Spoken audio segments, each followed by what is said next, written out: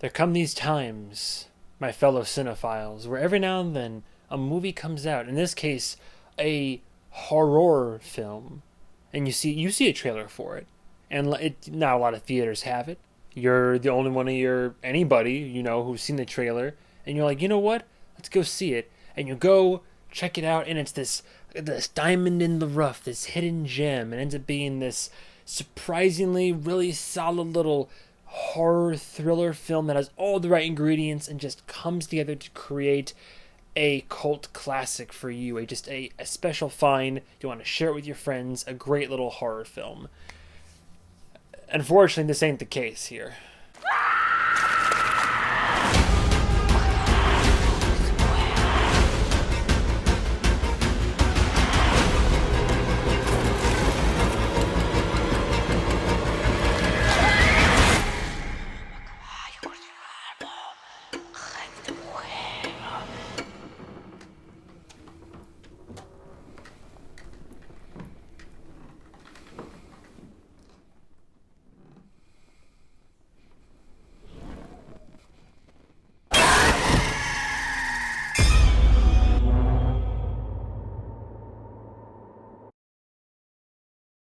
And today we have The Cursed. It came out this year, 2022.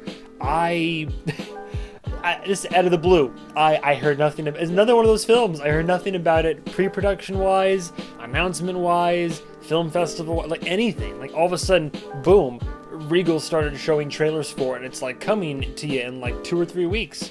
And I was like, the hell is this? But I gotta say, trailers and the marketing, the trailers look just good enough and just interesting enough where I'm like, okay, I don't know what's going on here, but a violent, R-rated, potentially supernatural thriller. You see the teeth, so you're like, what is it, vampires? Is it werewolves? It's silver, so maybe wolves, and then here we are. This is one of those movies where as I was watching it, I felt like, this is kind of like a straight to streaming, kind of like, something Netflix would put out, but it's on the silver screen. So from the top down, directed by a gentleman by the name of Sean Ellis, a name that I never heard of, but here's the kicker. In terms of what IMDb says he's known for, so more recently there was a film, I didn't see it, but I wanted to because Cillian Murphy's one of the stars in it, Anthropoid, based on true events, so that looked interesting, and I think it was well received from what I recall.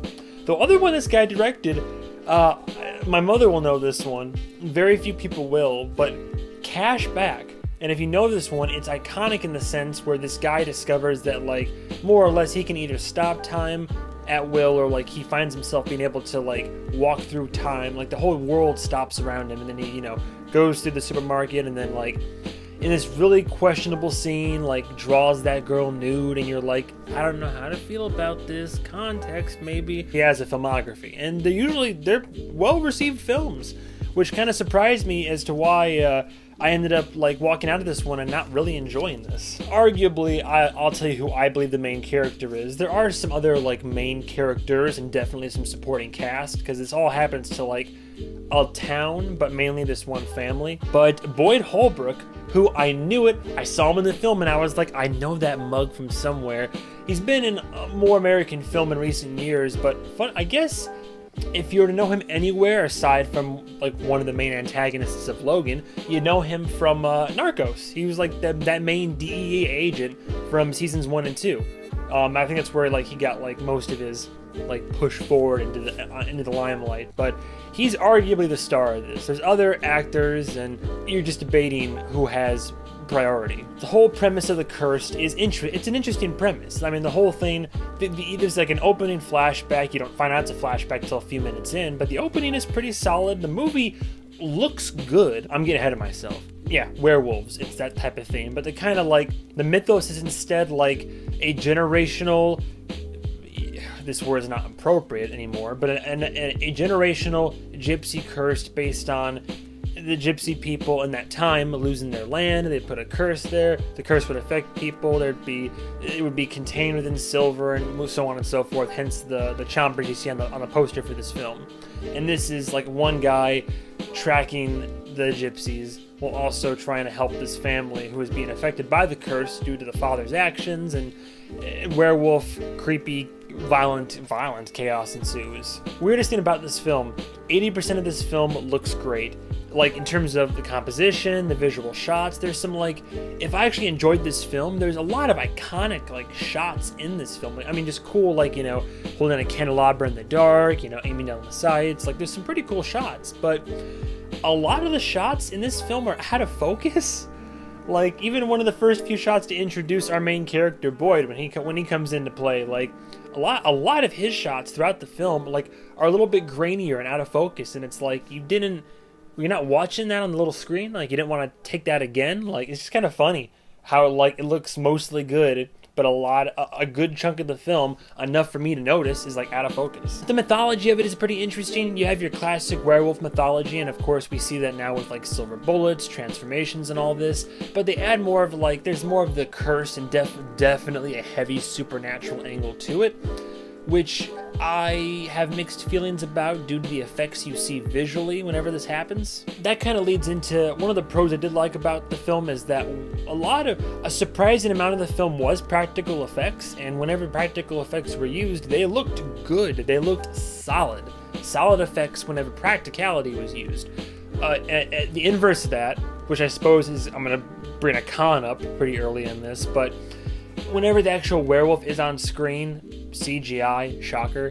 Not bad CGI, it's serviceable, but at the same time it's like, it's that, you know, kind of humanoid monster where it's your classic, like, but it's a furless werewolf. And I think in the grand scheme cosmos of cinematic werewolves, low tier, definitely low tier in terms of how cool this could have looked. The cast, I mean, everybody gives a solid performance. There's some scenes where, like, you know, even if I didn't feel emotionally connected to the characters in the story, there were some scenes where most of the core cast was, like, really trying to give it their all. They didn't have much of a script to work with because, I mean, the script, again, not bad, just serviceable to get across the plot and to have the characters interact with each other.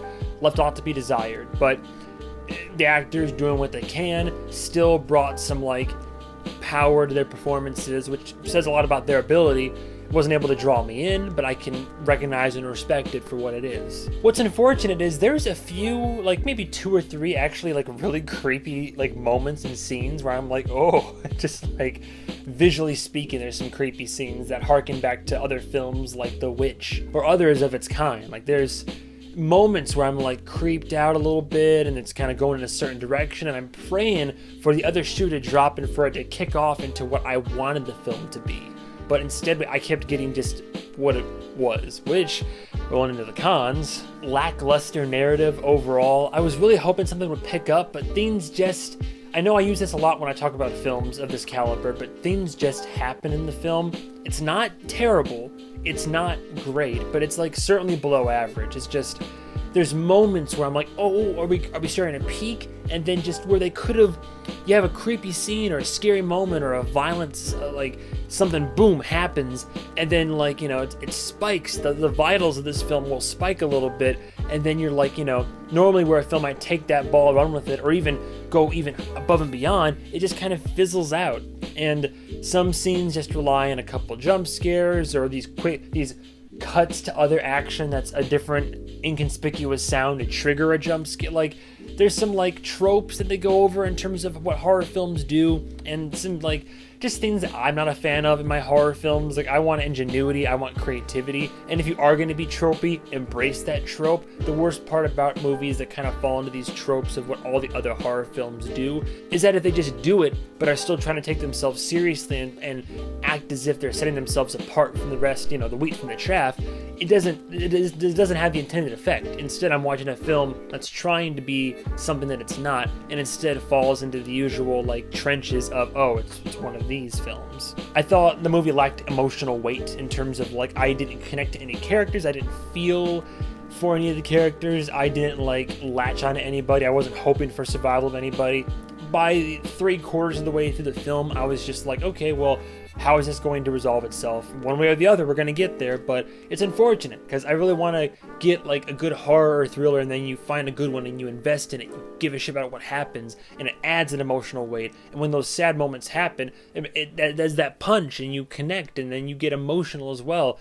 None of that from this film. And I tell you, a lot of it is just watching our main characters just literally meandering through from one danger to the next, and just watching people that either pop up on screen and oh, you're on screen to die, and just meander slowly towards what is going to be an inevitable death. Everything was just very procedural, Honestly, you could have shaved off 15 to 20 minutes of this nearly 2-hour film, and I think that would have helped a lot in terms of pacing and, I don't want to say tone, because the movie knows what tone it wanted to do, but I think the pacing of it could have been quicker in parts, and it could have cut some of the fat of these scenes where that kind of just drag on a little bit too long.